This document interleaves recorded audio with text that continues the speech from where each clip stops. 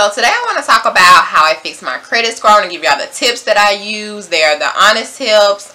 If you follow them, I promise you, you will see a significant difference in your credit score. And I used to have a 400 and something. It doesn't matter. I can't remember if it's 420 or 410, whatever. It doesn't matter. If you got a 4 in your credit score that begins with a, if your credit score begins with a 4, you are losing in life. I sit today at a 750, and it's something that I would like a lot of people to sit at, especially everyone around me, everyone I know, everyone in this world, to have a good credit score, because it's nothing like being able to walk into a car dealership with a check in your hand from your credit union or your bank and not having to giving them all the power over the sale, and getting out the car and having to pray and ask God to move a mountain so that you can get approved. It's nothing like crying because you can't get approved for your house. Nothing like crying because you can't get approved for your car. It's nothing like crying because you can't even move out of your mom's house because you can't get approved for an apartment. Like, I have went through all this stuff, and it's just the worst situation in the world. You do not want to be in that type of situation. It restricts your life on a lot of things that you can do. It hinders you, it hurts you, you're less confident. So I definitely want to give you these tips to help you with getting your life together, because to be honest, like, this whole series about becoming your whole woman, and if your credit is bad, you're not really, you know what I mean, becoming your whole, living at your full potential. You know, God tells us to pay our debtors. So it's also about being very, very responsible. You know, the Holy Spirit had to deal with me with that, with being responsible, because to be honest, now I have more money now than I had when I wasn't paying my bills. So my finances was cursed because, you know, I just did whatever I wanted to with my money. So just listen to these tips. They come from the heart. It's exactly what I did in order to get my credit score right. I didn't withholding information. I gave you flat out what it was. I'm not ashamed of talking about it. I used to be, but I'm not now, because I have to help someone. So let's get on to this video. Okay, today I want to tell y'all how I fixed my credit score. Once upon a time, my credit score was a 420, 430. Today I sit at a 750, 7, whatever. And let me tell y'all, having a 730 or 740 credit score is awful. So I'm going to tell y'all, I had to research and school myself on how to fix my credit. It was not handed down to me. It was nothing that I was taught when I was growing up. It was nothing like this. I had to completely school myself, and I don't want y'all to go through the things that I went through. So I'm going to tell you, like, the steps that I took on how to fix my credit score. Okay, so number one, the most important, identify your goals. What do you want? Do you want to buy a house? Do you want to buy a car? Do you want an American Express card? You want a Discover card? What do you want? And I'm a licensed realtor in the state of Alabama, so I do know what I'm talking about. But I have seen a lot of people over, you know, a long period of time tell me about their credit situation, different things like that. I know in order to buy a house, you need about a 640 to be comfortable. And sometimes you can get away with a little lower, like 600 or whatever, but to be safe, I would definitely aim for a 640. Okay, so the first thing I would do is, when you're trying to, this is for people that are trying to fix their credit score, sign up for Credit Karma. Credit Karma is a free service, of course. I'm sure a lot of people already know about Credit Karma, but do know this. The credit score on Credit Karma is not your real credit score. That is what they call a Vantage score, and it's just for educational purposes. It is not your FICO 8 score. Your FICO 8 score is a score that they look at, the banks look at, lenders, whatever, look at when it comes to giving you a loan or not. So that's the only score that you really need to be concerned about. Your score on Credit Karma could be higher or lower than your actual score. My score on Credit Karma is actually lower than my real score, so which does not bother me, because I know that ain't nobody looking at this score but me. But also sign up for Collection 360. Collection 360 is a company that disputes your collection accounts on Equifax and Transunion for absolutely nothing. It's completely free. Nothing that I will tell y'all today is something that you have to pay for. All this is completely free. So it's just going to cost you your time. That's it. But Collection 360 is a very good company. You do not have to put in any credit card information, anything like that. They dispute it for you, and definitely see what goes from there. I used it. They got like 3 or 4 things off of mine, so I was very grateful for them. The third thing is get you a secured card and or secured loan. The first thing that I got when I was trying to rebuild my credit score was a secured loan from one of the local banks back home. My loan was for $500. I think my payments were like $43 a month, and I paid it off in 9 months, but it was scheduled to be paid off in 12 months. After I paid it off, they gave me the $515, and I cashed that, and the $515 was mine, because every month, like, I paid $43 toward that, and the interest rates on those are that you're losing money is very low. I think the interest rate was like 1% or something like that. It was a very good loan to have. And also, if you have problems saving money, a secured loan is the way to go. It will help you out in the long run. You can thank me in the long run. A secured card is a very, very, very good way to go. Oh, I need to backtrack. When you're shopping around for a secured loan, make sure they report to all 3 credit bureaus. If they do not, try to find one that does. If you cannot, find one that reports to Equifax. A lot of people pull Equifax and Equifax only. The secured loan that I had, they only report to Equifax, but if I had known that previously, I probably would not have taken out the loan. I would have probably went somewhere else to look for a loan. Okay, and also on secured cards, my first secured card was a Discover secured card. My minimum deposit was $200. I paid the $200. That's the credit limit I got, was $200. That's how secured cards work, if you do not know this. Never, I repeat, never apply for a secured card that does not graduate into an unsecured card. Do not go to one of these companies that you've never heard of, or one of these rinky-dink companies, and get a secured card, because it's not going to do you anything. It's not going to be beneficial in the long run, because after you've paid that card off, or you've gotten your credit score to where you want it to be, and you close that account, it's going to negatively affect your credit score. Even if your account is closed with a 0 balance, it still affects your credit score negatively. So I say get one that can be graduated to an unsecured card, so that you can keep it for a long period of time. Definitely get a Discover or a Capital One secured card, a secured card, because those do graduate, and a lot of banks' cards do graduate as well, but Discover is the only one that I have had personal experience with. And once it graduated, they refunded my security deposit, and they gave me an unsecured credit limit. It was a pretty good credit limit to start off with, and I was very grateful. And also, it didn't go on my account. It's like a closed account. So definitely research and ask them, does it graduate to an unsecured card when you're applying for a secured card? Okay, the next tip I would say is open an account with your local credit union. My local credit union back home was phenomenal. Yeah, I owe them a lot. That's why I always make sure my payments are on time. They were very good to me.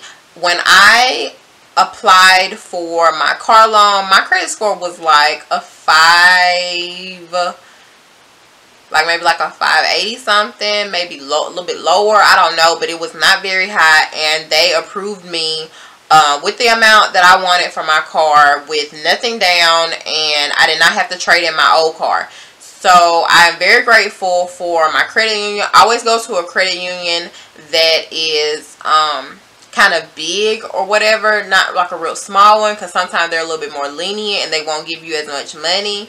But the credit union back home, it's kind of a big credit union for our area, and a lot of people do bank there. So it's a very good credit union, and they did help me out significantly. I even have a credit card with them now, so I am very grateful for them. And they treated me, you know, like my credit score was a 750, so I was very grateful for that. It's always a relationship that you want to keep, because you could potentially get a mortgage with them or anything. Okay, and then dispute inaccurate things on your credit report. Dispute things that are old, like clean it up. I had a lot of luck via telephone. I did not have a lot of luck online disputing. I had a lot of luck also when I wrote letters. So I'm going to link templates below on where you can get letters that will potentially help you that you can use to send to the credit bureaus. I will also link the telephone numbers below. I know TransUnion and Equifax do disputes over the phone. I think Experian does too. Let me tell y'all, Experian is a little bit difficult. They are not really customer friendly in my experience with them. Equifax and TransUnion was very helpful, and I did have a lot of success when it comes to disputing stuff. Even dispute inquiries. You can dispute inquiries with Equifax and TransUnion over the phone. Experian, you cannot, unless they've changed that recently. I have no idea, but I know about a year or two ago you cannot. And definitely be nice, be patient. Everyone has 30 days after they receive your dispute in order to respond back. If they do not respond back, Equifax and TransUnion will automatically delete that off your credit report. Do know that anything that's on your credit report over 7 years, they have to that has to be taken off as well. And if it's anything that's really old, disputed. I mean, if the company probably has shut down or whatever, or it's done changed 20-30 hands, just dispute it and get it off of there. There's no point in walking around with it on there if ain't nobody coming to collect it. So also be patient, be very patient. I didn't see a significant difference in my credit report until about 2 or 3 months. So be patient. If you do not see anything within the first 30 days, that's fine. Just keep doing what you're doing. I promise you, if you follow these steps, you will see results, and you'll be able to buy a house, a car, whatever you're trying to do. Also, on Credit Karma, it allows you to check your credit report once a week. Please check your credit report once a week, because things change on there. And there is a tab that Credit Karma has on there, and it's a changes tab. Click that tab. It will tell you if why your credit report went up or down, and the different reasons why. Always be on top of that. Do not check your credit report once a year. That is crazy. Also, do not apply for a lot of cards. When you start being able to get cards, do not just go out applying for a lot of cards, because inquiries do negatively affect your credit report. And also the age of your credit lines also affect it. So the younger your credit lines are, the worse. They were like really old established lines. So anytime you're opening up new cards, that is changing that number. If you can, wait on pre-approvals. Pre-approvals usually come with a 75% chance that you're already going to be approved, because they've already pre-screened your credit report.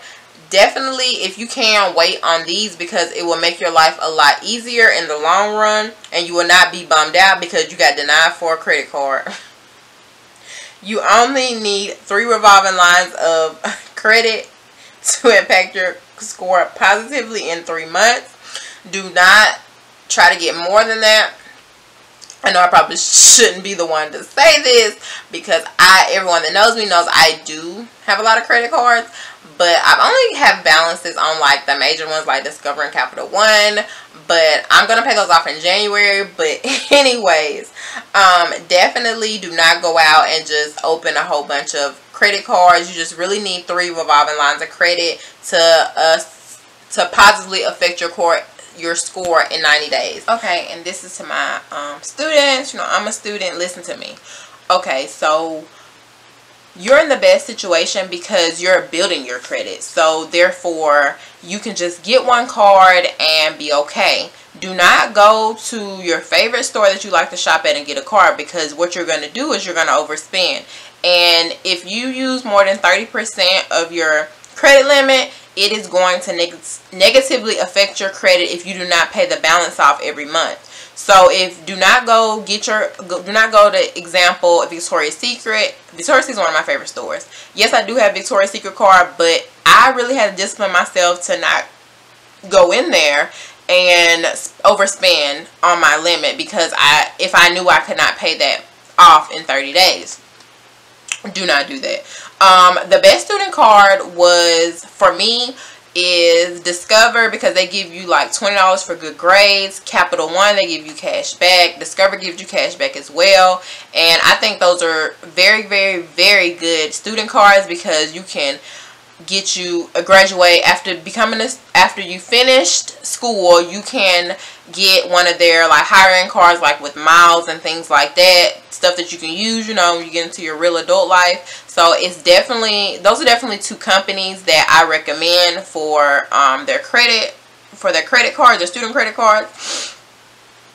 Also, students, the reason why I'm saying this is because my goal when I got out of school was to buy me a house when I graduate. When I moved to LA, New York, Miami, Seattle, wherever I'm going, I do not want to spend thousands of dollars in rent. If I'm going to pay thousands of dollars a month for a place to live, it's going to be a mortgage. It's going to be an investment. It's going to be something that I can potentially get my money back.